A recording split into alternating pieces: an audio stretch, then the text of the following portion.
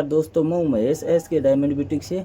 और आज हम बना रहे हैं 12 वर्ष की बच्ची के लिए डिजाइनर टॉप, जिसमें लेंथ है हमारे पास 25, चेस्ट है 28 प्लस 4 इंच लूज, वेस्ट है 25 प्लस 3 इंच लूज, हिप है 32।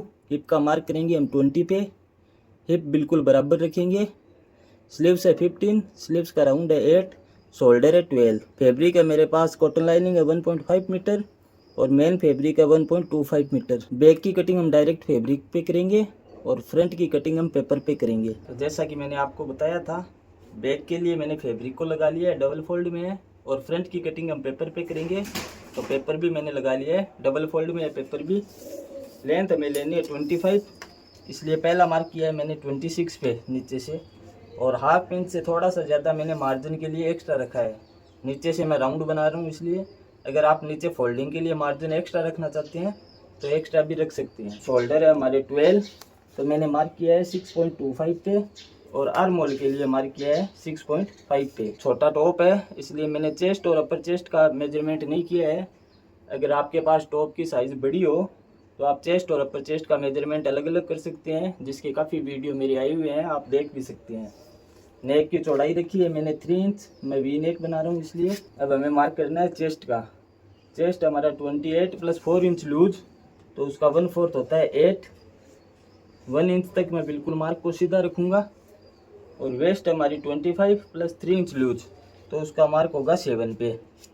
हिप बिल्कुल बराबर रखनी है 32 की, 1/4 होता है 8, तो मैं 8 पे मार्क कर रहा हूँ। और हिप भी 1 इंच तक बिल्कुल स्ट्रेट रखूँगा।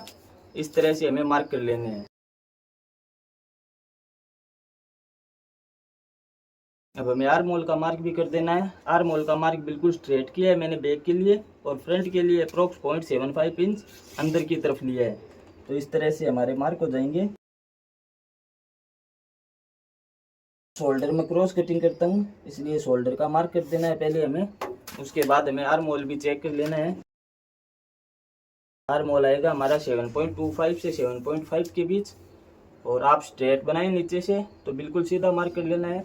मैं नीचे से राउंड बनाऊंगा, इसलिए बिल्कुल राउंड मार्क कर देता हूँ मैं। इस तरह से मार्क को मैच करते हुए कट कर देना है। राउंड बनाऊंगा इसलिए यहाँ से मार्जिन हमारा कम रहेगा, तो उस बात का हमें ध्यान रखना है। और नेक का मार्क मैंने नहीं किया था, नेक आप अपने अकॉर्डिंग कर सकते हैं। मैं वी नेक बनाऊंगा, इसलिए थोड़ा डीप बना रहा हूँ 6 इंच, तो 6.25 पे मार्क कर रहा हूँ। और बिल्कुल स्ट्रेट वी नेक बनाऊँगा फ्रंट में। आप अपने अकॉर्डिंग नेक बना सकते हैं। जो डिज़ाइन में बना रहा हूँ उसमें वी नेक बहुत ही सुंदर लगता है, तो फ्रंट में हमें वी नेक बना लेना है।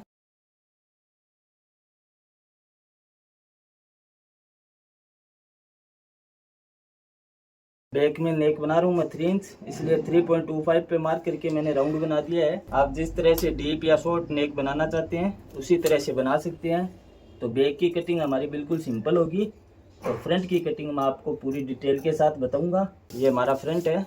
मार्क हमें दोनों तरफ मैच करते हुए कर लेने हैं। सबसे पहले फ्रंट के लिए हमें आर्म होल का शेप बना लेना है, और फ्रंट नेक की भी कटिंग कर लेनी है। अब हमें फ्रंट की कटिंग करनी है। तो अगर बड़ी साइज का हमारे पास 34, 36 अगर चेस्ट हो, तो जिस तरह से हम प्रिंसेस कट ब्लाउज की कटिंग करते हैं बिल्कुल उसी तरह से हमारी कटिंग होती है। लेकिन ये छोटा टॉप है, इसलिए मैं डायरेक्ट बिल्कुल सिंपल तरीके से आपको कटिंग बता रहा हूँ। हमारा जो वेस्ट का मार्क किया हुआ है वहाँ पे हमें एक मार्क कर लेना है। जितना हमारा चेस्ट है लूज सहित उसका 1/10, तो हमारा चेस्ट है 32 लूज सहित, उसका 1/10 होता है 3.25। तो 3.25 पे एक मार्क करना है हमें, और उसको अपने आर्म होल की तरफ मैच कर देना है। बिल्कुल फिनिशिंग के साथ सुंदर लगे इस तरह से। और नीचे की तरफ भी बिल्कुल राउंड ले जाना है, सुंदर शेप बना देना है इस तरह से। और इसकी कटिंग कर देनी है, तो मैं कटिंग कर देता हूँ। तो ये हमारे साइड पोर्शन हो गए हैं। इसमें जब हम फैब्रिक पे कटिंग करेंगे कॉटन लाइनिंग पे, तो इस साइड हमें स्टिच जितना मार्जिन एक्स्ट्रा रखना है। और ये हमारा मेन पोर्शन है, इसमें भी हमें ध्यान रखना है, इस तरफ अपने स्टिचिंग जितना मार्जिन एक्स्ट्रा रखना है। उसके बाद अपने फ्रंट को हमें ओपन कर लेना है। ओपन करने के बाद ये जो वी नेक आ रहा है हमारा, इसको बिल्कुल बराबर हमें नीचे की तरफ ले जाना है, और मैच कर देना है बिल्कुल फिनिशिंग के साथ। अब हमें एक दूसरा मार्क कर देना है नीचे की तरफ। जो ये मार्क आया है हमारा, उससे नीचे मैंने 3.5 इंच पे लिया है, और ऊपर की तरफ जो हमारा शेप आ रहा है वहाँ से मैंने अप्रोक्स 3.5 या 4 इंच तक हमें एक मार्क कर लेना है। मैं 3.5 इंच कर देता हूँ बिल्कुल बराबर। तो इस तरह से मैच करते हुए हमें एक मार्क कर देना है, और अपने मेन फ्रंट को भी कट कर लेना है। तरह से फ्रंट हमारा 3 हिस्सों में कटिंग हो गया है। तो इस साइड भी हमें ध्यान रखना है कि हमें स्टिच जितना मार्जिन एक्स्ट्रा रखना है दोनों तरफ, और इन फ्रंट्स में भी रखना है। जब हम कॉटन लाइनिंग में कटिंग करेंगे तो मैं आपको डिटेल से बताऊंगा। तो फ्रंट की भी कटिंग हमारी हो गई है। अब हमें अपना फ्रंट मेन फैब्रिक पे कट कर लेना है। तो देखिए, पेपर पे कटिंग करने के बाद मैंने अपने पेपर को कॉटन लाइनिंग पे लगा लिया है, और साइड पोर्शन की कटिंग तो मैंने कर दी है। मैं आपको बता देता हूँ, हर तरफ से बराबर है। ये साइड मार्जिन की तरफ से भी बराबर है, और इस साइड मैंने स्टिच जितना मार्जिन एक्स्ट्रा रखा है मैं मार्क कर देता हूँ। इस साइड हमारा मार्जिन एक्स्ट्रा है स्टिच जितना, तो साइड पोर्शन को मैं हटा देता हूँ। अब ये हमारा मेन पोर्शन है, ये नंबर लगा देता हूँ मैं, फर्स्ट, सेकंड और थर्ड, इस तरह से। तो इसमें नीचे की तरफ हमारा मार्जिन बराबर रहेगा, और बाकी तीनों साइड स्टिच जितना मार्जिन हमें एक्स्ट्रा रख के कटिंग करनी है फर्स्ट पोर्शन में। और ये सेकंड पोर्शन है, इसमें ये शोल्डर की साइड है और ये आर्म होल की साइड है, ये बराबर रहेगी। उसके बाद हमें तीनों तरफ स्टिच जितना मार्जिन एक्स्ट्रा रखना है।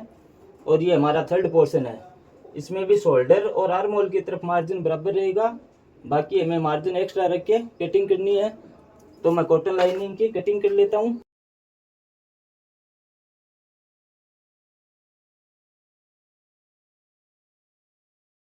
आर्म होल की तरफ और शोल्डर की तरफ मार्जिन नहीं रखा है, बाकी तीनों तरफ मार्जिन एक्स्ट्रा रख के कटिंग की है। ये हमारा थर्ड पोर्शन है, इसमें भी मैंने शोल्डर की तरफ और आर्म होल की तरफ मार्जिन नहीं रखा है, बाकी तीनों तरफ मार्जिन हमें एक्स्ट्रा रख के कटिंग करनी है। अब जब हम मेन फैब्रिक पे कटिंग करेंगे तो ये हमारा थर्ड पोर्शन बिल्कुल सेम कॉटन लाइनिंग के बराबर ही कटिंग होगा, और ये फर्स्ट पोर्शन है, ये भी हमारा कॉटन लाइनिंग के बराबर कटिंग होगा मेन फैब्रिक में। ये हमारे साइड पोर्शन है, ये भी बिल्कुल बराबर कॉटन लाइनिंग के कटिंग होंगे। ये जो सेकेंड पोर्शन है, इसमें मैं प्लेट्स बनाऊंगा इस तरह से क्रॉस में। तो मेन फैब्रिक में इस तरह से प्लेट्स आयरन से अच्छे से सेट करने के बाद मैं कॉटन लाइनिंग में सेट करूंगा। बैक की कटिंग भी बिल्कुल नॉर्मल होगी। पेपर और मेन फैब्रिक मेरा रखा हुआ है, अब मैं आपको बता देता हूँ। ये हमारे दोनों तरफ के साइड पोर्शन है, इसमें हमने इस साइड मार्जिन एक्स्ट्रा रखा था, और मेन फैब्रिक को मैंने स्टिच कर लिया है कॉटन लाइनिंग के साथ बिल्कुल सिंपल तरीके से। इसी तरह दूसरा साइड पोर्शन भी हमारा तैयारी हो गया है। ये हमारा फर्स्ट पोर्शन है, ये भी जिस तरह से हमने एक्स्ट्रा मार्जिन रख के कट किया था, मैंने कॉटन लाइनिंग और मेन फैब्रिक को स्टिच कर लिया है। ये अपना थर्ड पोर्शन है, ये भी बिल्कुल सिंपल है, जिस तरह से आपको बताया था दोनों तरफ मार्जिन रख के हमें स्टिच करना है। तो कॉटन लाइनिंग और मेन फैब्रिक को मैंने स्टिच कर लिया है। ये हमारा सेकंड नंबर पोर्शन है, इसमें मैंने 1 इंच की प्लेट्स बनाई है। आप चाहो तो कोई और डिज़ाइन भी बना सकते हो। बिल्कुल स्ट्रेट फैब्रिक में 1 इंच की प्लेट्स बना के मैंने इसको स्टिच कर लिया है। अब इसमें सुंदर लगे उस हिसाब से मैंने ब्लैक कलर की पाइपिंग लगाना तय किया है। आप अपने फैब्रिक के अकॉर्डिंग किसी भी तरह की पाइपिंग लगा सकते हो। तो ये हमारा साइड पोर्शन है, इसमें राउंड में हमारी पाइपिंग लगेगी। इस तरह से हमें चेक कर लेना है और इसका डबल कर लेना है, क्योंकि साइड पोर्शन हमारे दोनों तरफ आएगा। उसके बाद ये फ्रंट है, तो फ्रंट में थर्ड पोर्शन में सिर्फ नेक की तरफ हमारी पाइपिंग लगेगी, तो उसको चेक कर लेना है। और ये सेकंड पोर्शन है, इसमें हमारे दोनों तरफ लगेगी नेक की तरफ, इसको भी चेक कर लेना है, और नीचे की तरफ लगेगी, इसको भी चेक कर लेना है। ये हमारा प्लेट वाला फैब्रिक है सेकंड पोर्शन, और फर्स्ट पोर्शन दोनों को मैंने शोल्डर की तरफ से जॉइंट करके पाइपिंग लगा ली है, और इस साइड हमें इंटरलॉक बना लेना है। तो बिल्कुल दोनों तरफ के आर्म होल को मैच करते हुए हमें इस तरह से एक मार्क कर लेना है, ताकि नेक बिल्कुल बराबर रहे। हमारा मार्क मेरा किया हुआ है, और इस तरह से हमें दोनों पोर्शन को स्टिच कर लेना है एक साथ। नीचे इंटरलॉक किया हुआ है ताकि धागे निकलते हुए न रहे। उसके बाद फर्स्ट पोर्शन में भी इस साइड मैंने इंटरलॉक बना लिया है, ये भी हमारा सेकंड पोर्शन के साथ इस तरह से स्टिच हो जाएगा बिल्कुल सुंदर। दोनों तरफ से स्टिच होने के बाद इस साइड हमें दोनों तरफ इंटरलॉक बना लेना है। तो ये देखिए मैंने सारी स्टिचिंग कर ली है। थर्ड पोर्शन को अपने इस साइड से स्टिच कर दिया है, और इस साइड से भी फर्स्ट पोर्शन के साथ स्टिच कर दिया है। बैक से मैं आपको दिखा देता हूँ।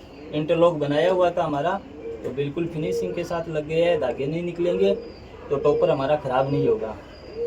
अब अपने साइड पोर्शन में पाइपिंग लगी हुई है, इस साइड मैंने इंटरलॉक बना दिया है दोनों तरफ, तो इनको भी हम इस तरह से स्टिच कर लेंगे तो हमारा टॉपर का फ्रंट बनके तैयारी हो जाएगा। तो इस तरह से बहुत ही सुंदर हमारा टॉपर बनके तैयारी होगा। आज की वीडियो में मैं इतना ही बताऊंगा, बाकी की स्टिचिंग बिल्कुल नॉर्मल होगी। आर्म होल में अपने स्लीव्स लग जाएगी, उसके बाद साइड स्टिचिंग हो जाएगी। नीचे से मैंने राउंड रखा है तो राउंड फोल्डिंग कर दूंगा मैं। मुझे उम्मीद है आपको मेरा वीडियो अच्छा लगा होगा। अगर आपको मेरा वीडियो अच्छा लगा है तो लाइक करें, शेयर करें और सब्सक्राइब जरूर करें। धन्यवाद।